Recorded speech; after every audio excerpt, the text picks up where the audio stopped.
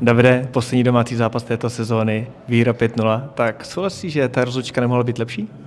Súhlasím s tebou, 5-0, krásny výsledok, myslím si, že aj predvedená hra bola vynikajúca.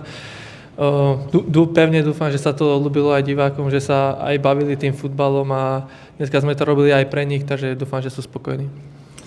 Ty jsi na tiskovce na Spartě sliboval, že dáš 2 branky a dneska se ti to splnilo, tak při nejlepší střelec z pozice stopera, jaký jsou to pocity pro tebe?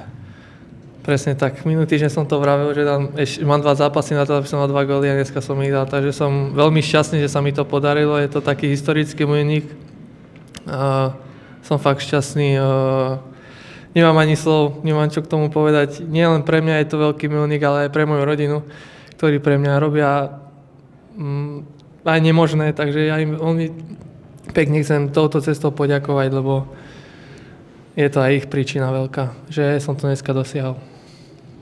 Aby si toho dosáhl, tak musel si třeba Vydryse přemluvat, aby ti přenechal penaltu?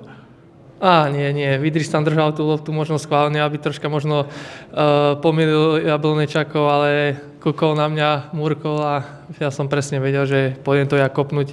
Zároveň ešte to nebolo isté, či dám alebo nedám, ale dal som mu, pomohol som gólom mužstvu, potom aj ďalším gólom, takže za to som veľmi rád. Zbývá nám ještě jeden zápas, tak cíl je jasný, navýšiť ještě ten rekord? Samozrejme, tak do každého zápasu idem s tým, že aby som skoroval.